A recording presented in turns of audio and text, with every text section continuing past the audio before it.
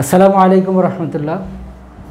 ক্যান্সারের বিভিন্ন রকম কারণ যেগুলো আমরা জানলাম তার একটা নির্যাস আজকে আমরা আলোচনা করব। যে প্রধানত ক্যান্সারের পরিপোষক কারণগুলো ছয় ভাগে বিভক্ত হতে পারে: depression, radiation, addiction, irritation, profession আর সাপ্রেশন। ডিপ্রেশন বলতে মানসিক একটা কন্ডিশন বা অবস্থা যা ভয়াবহভাবে মানুষের মনকে নিম্নমুখী এবং দুশ্চিন্তাগ্রস্ত করে রাখে, যা থেকে কোনোভাবেই সে বের হতে পারে না। এটা এখন এক একজনের ক্ষেত্রে এক এক কারণে ঘটতে পারে। এই অবস্থাটা কারো মানসিক বিভিন্ন আঘাত বা প্রেম ঘটিত আঘাত, কারো আর্থিক ক্ষতি, কোনো কোনো ক্ষেত্রে বিভিন্ন রকম মানসিক কোনো না কোনো ঘটনা। দেখা গেল যে একজন ছোট ছেলের পিতামাতার মধ্যে গণ্ডগোল দেখেছে, সেই অবস্থা তার মনে এত বেশি প্রভাব ফেলেছে যা থেকে সে কোনোভাবে বের হতে পারে না। সেখান থেকে নারী বিদ্বেষী একটা মনোভাব কিংবা পুরুষ বিদ্বেষী একটা মনোভাব তৈরি হয়ে গেছে, এখান থেকে আর বের হতে পারছে না। তো এগুলোই দুশ্চিন্তাগ্রস্ত হতে হতে হতে এমন একটা অবস্থা তৈরি করে যা থেকে ক্যান্সারের উপযোগী কিছু পরিবেশ তৈরি হয়ে যায়। দ্বিতীয়ত রেডিয়েশন তো আমরা জানি, মোবাইলের হোক বা বিভিন্ন মৌল পদার্থের হোক, ইউরেনিয়াম হোক বা বিভিন্ন রকম তরঙ্গ, এক্স-রে হোক, রেডিওথেরাপি হোক, এরকম বিভিন্ন রেডিয়েশনের কারণে আমরা ক্যান্সারে আক্রান্ত হতে পারি। রেডিয়েশনও একটা বড় কারণ।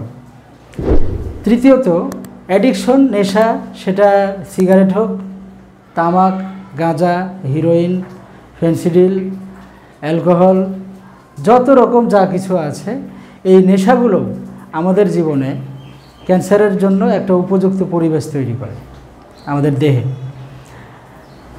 চতুর্থত ইরিটেশন বা যে কোনো রকমের ঠিক স্নায়বিক উত্তেজনা বলা যায়, যে একটা জায়গায় উত্তেজিত অবস্থা যদি বজায় থাকতে থাকে, সেটা মানসিক হোক বা শারীরিক। একটা দাঁত এক জায়গায় গালে ঘষা লাগতেই আছে, ক্রমাগত ঘষা লাগতে সেখানে ক্যান্সারের পরিবেশ তৈরি হতে পারে। একটা বদ অভ্যাস আমার জীবনে ঘটতেই আছে, তো সেটাই আমার ওই বদ অভ্যাসটাই আমার জন্য ক্যান্সারের কারণ তৈরি করতে পারে। তো এটাকেই আসলে বিজ্ঞানীরা ইরিটেশন হিসেবে উল্লেখ করছেন। যে কোনো রকম কাজ যদি তা বিরক্তিকর হয় বা স্বাভাবিকের চেয়ে বাইরে আমাকে নিয়ে যায় এবং সেটা অস্বাভাবিকভাবে প্রতিনিয়ত ক্রমাগতভাবে চলতে থাকে, সেটাই ইরিটেশন হিসেবে গণ্য হবে। 5 নম্বর প্রফেশন বলতে বিশেষ করে সেই পেশাগুলো যা আমাকে বিভিন্ন ক্ষতিকারক পদার্থের সংস্পর্শে আসতে বাধ্য করছে বা ক্ষতিকারক ব্যক্তি বা বস্তুর সংস্পর্শে আসতে বাধ্য করছে, যার ফলে প্রায় ক্ষেত্রে দেখা যায় যে ক্যান্সার বিশেষজ্ঞরা নিজেরাই অনেক সময় ক্যান্সারে আক্রান্ত হন, কারণ ক্যান্সার রোগীর সংস্পর্শ তার সাথে বারবার আসতে আছে। জীবনী শক্তির কোনো এক সময় দুর্বল মুহূর্তে ক্যান্সার তাকে আক্রমণ করে বসতে পারে। আমরা মাথায় রাখবো যে অবশ্যই এগুলো আমরা পরিপোষক কারণ বলছি, কোনোভাবেই এগুলো মূল কারণ আমরা বলছি না। মূল কারণ যতক্ষণ পর্যন্ত উপস্থিত না থাকবে ততক্ষণ পর্যন্ত এগুলো আমার শরীরে আসলে ক্যান্সার তৈরি করতে পারে না।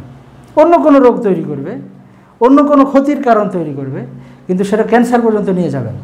তার আগেই রোগ প্রতিরোধ ক্ষমতা তাকে ঠেকিয়ে দেবে। তো যেরকম ঠিক যেই ডাক্তারটা, যে ক্যান্সার বিশেষজ্ঞর কথা বললাম, যে হয়তোবা রোগীর সংস্পর্শে আসার কারণে তার ক্যান্সার হয়েছে, তো তার এমনি ক্যান্সার হয়ে যাবে না যতক্ষণ না তার নিজের মধ্যেই ক্যান্সারের মূল কারণ না থাকবে।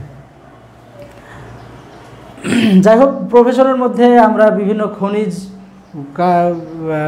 রাসায়নিক বস্তুর সংস্পর্শে আসাকেও আমরা কারণ হিসেবে গণ্য করব, আমরা যা আগে আলোচনা করেছি। 6 নম্বর কারণ হলো সাপ্রেশন। আচ্ছা, পরিপোষক কারণ যতগুলো আছে তার মধ্যে মূলত বলা যায় এইটাই হলো প্রধান কারণ। এটাই হলো পরিপোষক হিসাবে প্রধান কারণ। কেন? সাপ্রেশন মানে দমন। প্রকৃতপক্ষে কি ঘটে যে জীবনী শক্তি যখন বিভিন্নভাবে আঘাতপ্রাপ্ত হয়, বিশৃঙ্খলা তৈরি হয় ভিতরে, তখন সে বিভিন্নভাবে বের করে দেওয়ার চেষ্টা করে নিজেকে পরিশুদ্ধ বা আবার স্বাভাবিক পর্যায়ে নিয়ে যাওয়ার জন্য। কিন্তু এই স্বাভাবিকভাবে পর্যায়ে নিয়ে যাওয়ার জন্য অনেক ক্ষেত্রেই তাকে অনেক বিশৃঙ্খলা তৈরি করতে হয় শরীরের মধ্যে। আমরা যেই বিশৃঙ্খলাগুলোকে বিভিন্ন রোগ নাম দিয়ে তার কুচিকিৎসা করে ফেলি। যেমন ধরে নিলাম যে আমি একটা অবৈধ সম্পর্ক করলাম, তার ফলে আমার মধ্যে গনোরিয়া তৈরি হলো। এখন এটা কিন্তু আসলে রোগ হয়েছে আমার স্বভাবের স্বাভাবিক প্রতিক্রিয়ার কারণে। আমার একটা অকাজ হয়েছে, তার স্বাভাবিক প্রতিক্রিয়া শরীর দেখিয়েছে। এইটাকে এখন আমি সুচিকিৎসা না করে কুচিকিৎসার মাধ্যমে দমন করে দেওয়ার কারণে শরীরে আমার জীবাণুটা বহির্মুখী না হয়ে অন্তর্মুখী হয়ে যায়। ঠিক একই রকমভাবে আরেকটা অকাজ করলাম, এবার আমার depression, radiation, addiction, irritation, profession সব কারণগুলো যোগ হলো, সমস্ত বিশৃঙ্খলা আমার শরীরে ঘটতে থাকলো। এবং কোনো বিশৃঙ্খলায় আমি মূলত শৃঙ্খলাতে না ফিরিয়ে তা ওষুধ দিয়ে দমন পীড়নের মাধ্যমে স্বাভাবিক থাকার চেষ্টা করতে থাকলাম, যার ফলে একসময় বিস্ফোরণ তৈরি হবে। আর ওই বিস্ফোরণটার নামই ক্যান্সার। প্রকৃতপক্ষে পরিপোষক কারণ কোনোভাবেই আমাদের শরীরে স্থায়ী কোনো ক্ষতি করতে পারবে না যদি আমি সাপ্রেশনে না যাই। এটা একটা চূড়ান্ত বাস্তব। যদি আমার মাথা ব্যথা হচ্ছে, বারবার নাপা বা অন্যান্য বিভিন্ন রকম আপাতত আরাম পাওয়ার ওষুধ, উপশমদায়ক ওষুধগুলো খেয়ে খেয়ে খেয়ে খেয়ে আমি ভালো হতে থাকলাম, আমার ব্রেন টিউমার হবে, ক্যান্সার হবে। আমার গ্যাস হচ্ছে, গ্যাস বারবার খেতে থাকলাম আসল সমাধান না করে, তখন দেখা যাবে যে উপশমদায়ক সমাধান বারবার নিতে গিয়ে আমার আলসার হবে, ক্যান্সার হবে। তো মোট কথা এটাই যে আমার দ্বারা তৈরিকৃত বা সৃষ্ট বিশৃঙ্খলার ফলাফল যদি আমি ভোগ করতে না চাই, বারবার উপশমই চাই, তাহলে অবশ্যই সাপ্রেশনের পথ ধরে আমার ক্যান্সারের পথ সুগম হয়ে যায়, যার ফলে আমার ক্যান্সার আরও ত্বরান্বিত হয়ে যায়। তো এটাই হলো ক্যান্সারের পরিপোষক কারণের নির্যাস। আমরা ইনশাআল্লাহ এটা পূর্ণাঙ্গভাবে জ্ঞাত হব এবং সাবধান হব, সতর্কতা অবলম্বন করব। আসসালামু আলাইকুম রহমতুল্লাহ।